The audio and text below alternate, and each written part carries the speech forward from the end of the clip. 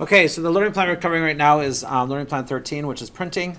And we're going to talk about how Windows Server implements printing. When you think of a printer, can you please point to a printer?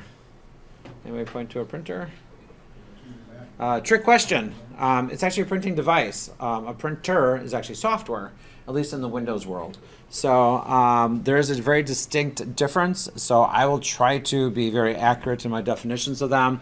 But when you talk about a printer in Windows Server, you're talking about a software representation of a printing device. So there is a technical difference. So when we have and this is done even on a Windows computer. I should probably change the color on here. So here's a Windows 10 computer. You install a printer, which is the software, which then configured to connect it to some kind of physical printing device. This could be a USB. This could be network connected over the Ethernet. It could be over Wi-Fi, or wherever it's going to be. We do the exact same thing with a server, though. So if this is Windows Server, it will connect to the physical device. Then we have a client computer connect to the printer that's being shared. And so we're going to do everything on the server, and then we're going to share it and allow the client to use it. So we're going to install the printer on the server, and then we're just accessing the share on the client. The advantage of that is that we can control this traffic going through here then. We can control who gets to go through, when they get to go through, and what they get to connect with. The other way is, if a client computer bypasses the server and prints to it, we have no control over it whatsoever. We can't see the print queue, we can't control who has access to it or whatever. So we definitely want to be controlling it through the server in our environment. So we're going to start with that. There is a special role that we need to install in our server, and it can be installed on any of the servers. We're going to decide to install it onto our Data 1 server. It's very common that print servers are combined with data servers. In fact, they're often called file and print servers because those are the two basic things that we share. And they both tend to have pretty large capacity, have lots of disk space, and built to handle those kinds of things. We try to avoid putting print servers on our domain controllers. Jobs do get copied to the server and then distributed to the printer. If a printer is offline, it could be accumulating a lot of print jobs and could potentially fill up a small server, such as maybe a domain controller. Usually data servers tend to have large amounts of disk space, so we don't have to really worry about that on there. You could have set up a separate server just for print services as well. And like I said, though, we're going to install it on our data server. So what I'm going to do is show you how to install the role and then how to do some basic configuration on it. So just kind of watch and take notes on it. I'm going to log in to my Data 1 server as my domain administrator. So I have to make sure I put my domain name in first.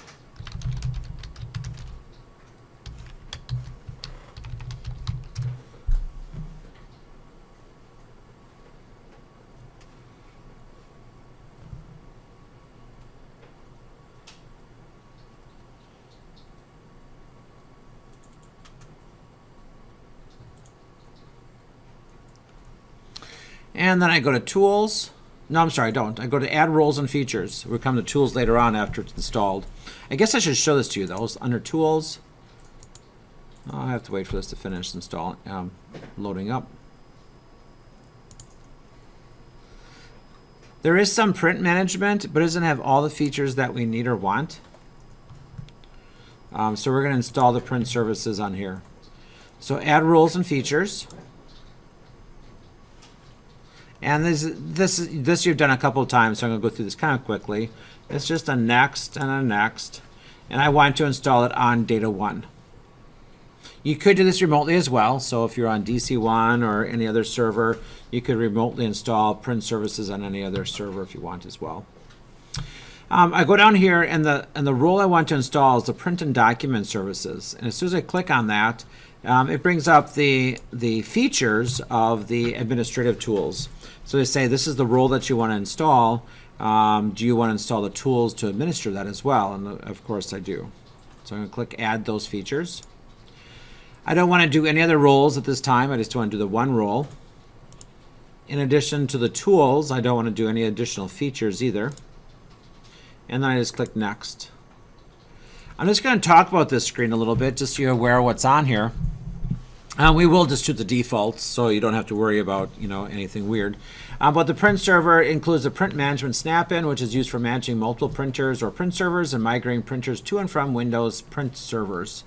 Additionally, that's the basic part. That's what we want to do. We want to create a printer on our server and then share it, and then manage that printer as well. And we also have distributed scan servers, much like printers. Instead of going out to a printer, you can have a scanner on the network actually come into the network and funnel traffic that way. Internet printing creates a website where users can manage and actually print. So if you have a laptop that's not on the network or on the domain and no VPN connection or whatever, you can walk somewhere and go to this website, download the special IPP, Internet Printing Protocol driver, and you can print to an internal printer. I use this for years. It's just a phenomenal feature, very, very worthwhile. The last service that's available here is Linux-based. It's the line printer daemon, used in the Linux world and the Unix world. We're really not going to play with that at all. We're just going to stick with the print server for the things we want to talk about. When I click next, it's going to want to install the role. So I just click install, and I let it do the installation. It's a pretty fast installation. When it is done, there's no extra things that you have to do within here. The rest is managed through the print manager. So I'm going to click close, and then I can go up to tools and go to my print management.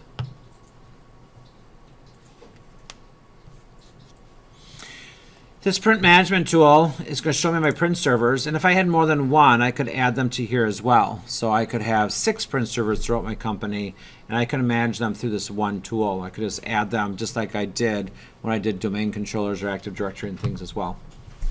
And later on, as we get into DHCP and DNS, you're going to see the same type of thing. So underneath my data, I have a print server on data 1. Underneath data 1, I have drivers, which is where I can download individual print drivers for different printers. There's different forms you can work with. Ports deal with my connections from my server to the printers themselves. We're going to get into that later on. To begin with, I'm going to start with printers. I did mean printing devices. Thank you. Yep. The printers, which are these objects, will go to the printing devices using these ports. Yes. Thank you for the clarification. So under printers right now, there are 2 that come standard built in, just like most Windows clients do, and that's the print to PDF and then this XPS writer. At this point, we're going to add a printer, which is the software definition of the physical printing device, and that's just by right-clicking on the printers and going to add printer.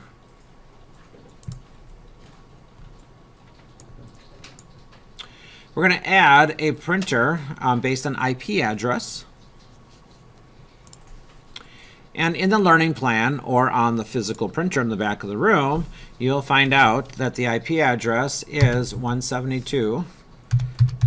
Oh, not typing here. .16.160.20. So 160.20 is the top printer back there, and 160.21 is the bottom printer back there. The port name, later on we're going to take a look at this again, but you have names for ports, and also you have the IP address or the connection. That could be USB, it could be LPT, which is parallel. So that's the actual connection, and the port name is just what it's called. By default, the IP address number becomes the port name. We're going to let it automatically detect the printer driver. And figure out what it's out there. So if I go ahead and click next, it's going to figure out that it's a HP 4100, and that's exactly what it is. Which is perfectly fine, except if I end up having 50 of these, they're going to all be listed as HP LaserJet 4100 series PS class driver 1, and then 2 and 3 and 4, and that doesn't really tell me what it is. Naming a printer is really important, and you should be able to have a naming standard in place before you get to this point in configuring a server. Something that I like to do is I like to do the location of the printer. So in this case, it's L119, and then the type of printer that it is, HP 4100. That's meaningful to me. I know what that is. I know where it is. That's all good. If HP 4100 is like really obscure to your users, it could be more specific, like black and white laser. It could be a color inkjet. You could list it that way. Otherwise, the make and model is usually pretty good, that people kind of know what kind of printers they're working with. It's a Epson, whatever. So I'm going to do an HP 4100. This printer name is the name that's going to show up in the print manager management software. And then we also have the share name. And like we talked about before in file shares, when we have a file share, we can have a physical directory name called accounting, but we could share it as anything. We could call it as sales. Wouldn't make any sense, but it's what the other people are seeing compared to what the actual name is. Usually the naming, let me finish this up. I always plan for future expansion, so I throw a 1 at pretty much the end of everything. That's where I get like Data 1, and that's where you get, Windows 10 1 and things, just so you have room for expand. What if I have another one of these? Where can I go with that for the naming? Anyways, going back here, I usually take the same name and use it as a share name. Just makes kind of sense. And then I go ahead and click next. And that's really all that's to it. I could at this point print a test page. I will. I'll go ahead and do a test page. And I'll kind of listen for it. I can see that there's one job in the queue. These things are not spaced very well, so you can't always read what they're saying. The job left the queue, so I'm imagining it's going to come out. Kind of listen for it.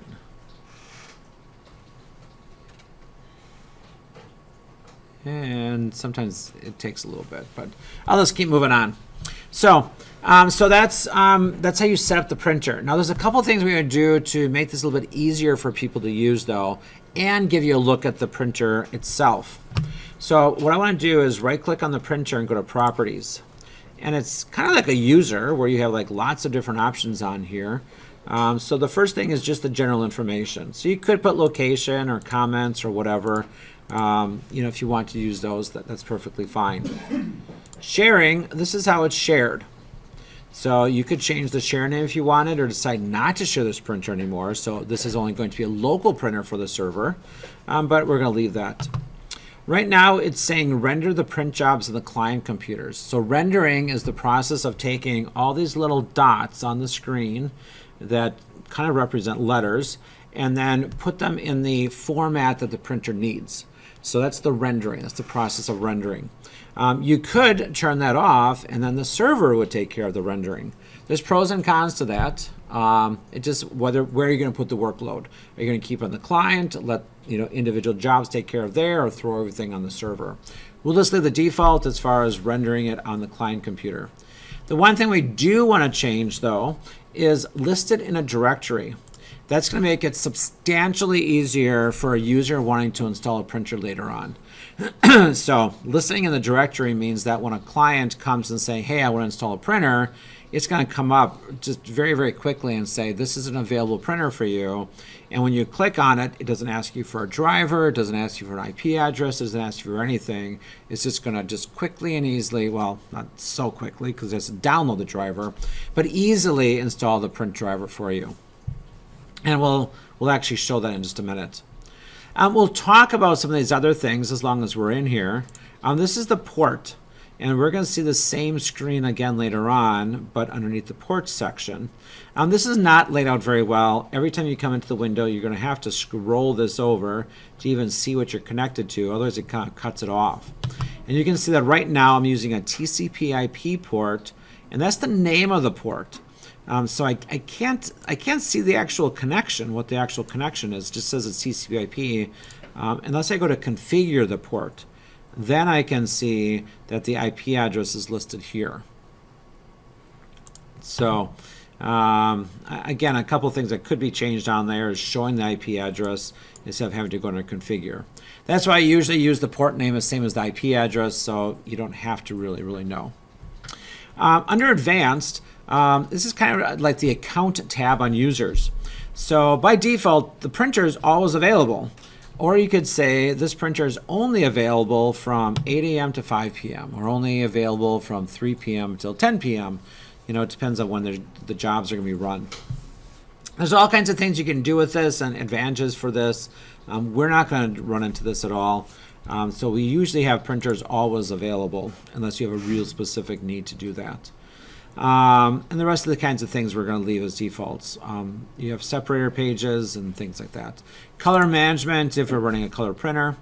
Security is an important tab because this tells who can do what. If this was a specific type of printer, maybe it's a color printer only for sales, maybe you wouldn't allow everyone to print to it. You would. This is the access control list of who can do what. We're not actually going to implement any of this, but you know, as I say, maybe I wanted to have, you know, the sales users be able to sales users to print and sales users to print instead of everyone. So I don't want everybody to print. I only want the sales users to print to it. So that's something you can do on there. So you can really limit of who has access to different things, especially if it's a very expensive printer or something for a very specific use. Again, very typically not going to be the case. Make sure that didn't actually take effect. Yeah. Typically, you're going to allow everyone to print. It's just a matter of policies and, you know, instructing users of how to take care of things, of just allowing everybody to use it. The device settings are very specific to that printing device. You've probably seen this in Windows before. So coming back to this, once we create the printer, we want to come back to sharing, and really the only thing we're doing is listing it in the directory and then clicking OK. So this is what it's going to look like on the client side. So this is my, where's my client? Oh, I thought I opened Win 10. So let's go ahead and open Windows 10.1.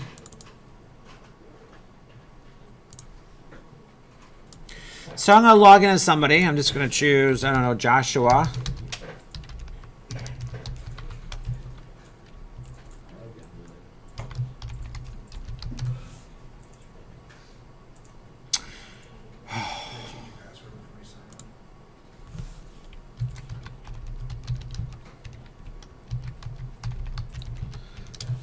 So what's the next logical password to use? Password 1.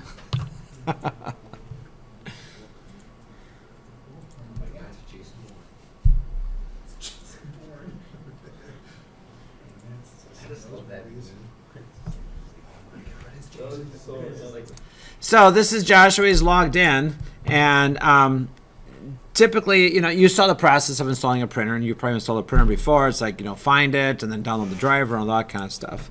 What I can do now is I'm just going to go to Start Settings.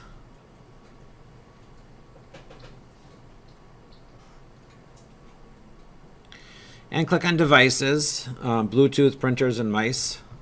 This is where it is in the current version of Windows. It keeps moving around, so good luck finding it. Click on Printers and Scanners, and you can see that I have the XPS Writer and PDF, but that comes standard with Windows 10. So I want to add another printer. And it's going to scan Active Directory specifically. It's going to scan the network and Active Directory. And it finds L119 HP4100 on Data 1. So you can see that's a printer that's being shared on the Data 1 server. To install it then, so you could easily walk a user through this if they really needed a printer installed. You go to Settings, Devices, Printers, and then just click on the printer, and it says Add the device. So it doesn't ask them for the type of printer, it doesn't ask them for the driver, it doesn't ask them for the location or anything. It automatically downloads the right driver because that's actually all in the server. So we'll let it install. Once it's installed, it's going to show you printers and scanners. There's my printer. And that's all the user would have to do. If I go to, well, actually I should go to Notepad.